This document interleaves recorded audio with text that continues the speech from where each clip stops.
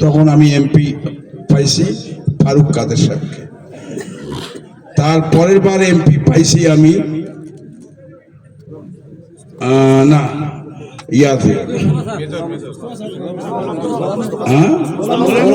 গোলাম মোস্তফা সাহেবকে। আচ্ছা, এরপরে না ফারুক কাজের পরে পাইছি আমি ইয়াকে মেজর রানাকে, তারপরে মোস্তফা, তারপরে মেজর রানা। যাই হোক আমি 3 জন এমপি পেয়েছিলাম।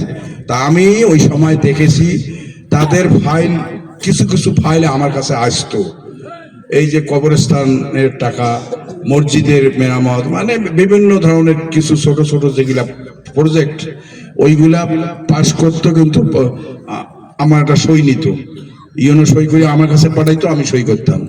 তো যাই হোক, ওই কাজগুলার যা দেখছি, কোনো ওই টেন্ডার হয়েছে বা প্রজেক্ট পাস হয়েছে, টাকা গেছে, কিন্তু কোনো কাজ হয় না। আমি দেখে আফসোস করছি আমি, যে মানুষ তাহলে কার উপরে ভরসা করবে? মানে পুকুর চুরি। তা যাই হোক, আমি মনে করি একজন এমপি ওই সময় দেখছি অনেক কাজ করতে পারে। গভর্নমেন্ট যে বরাদ্দ দেয়, একটা এমপির নির্দিষ্ট একটা বরাদ্দ থাকে, বছরে কত টাকা সে কাজ করতে পারবে, কিন্তু আমরা বরাদ্দ পাইছি ঠিকই, কিন্তু কোনো কাজ হয়নি। আমি এই এবারে নির্বাচনে আমি এলাকা ঘুরতেছি, আমি দেখতেছি ব্যাপার এমন জায়গায় ছোট্ট ব্রিজ, এই ব্রিজটা পর্যন্ত তারা করে নেই। মানে ওই সেখানে গেলেই এলাকার লোকজন বলে যে বারবার এমপি সাহেব বলছে যে ঠিক আছে ব্রিজ হবে হবে, কিন্তু হয় নাই। সেই ব্রিজ বাঁশের পুল দিয়ে বাচ্চা কাচ্চা কত কষ্ট করি, কত রিস্ক নিয়ে পার হচ্ছে।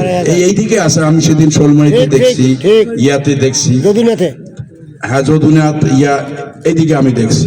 তা আমার কথা হলো, মানুষ ভোট দিয়ে এমপি বানায়, বরাদ্দ পেয়ে যদি এগুলা কাজ না হয়, তাহলে তো করার কিছু নাই।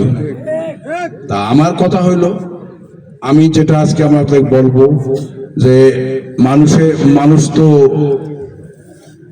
বাড়ি পাকা করি।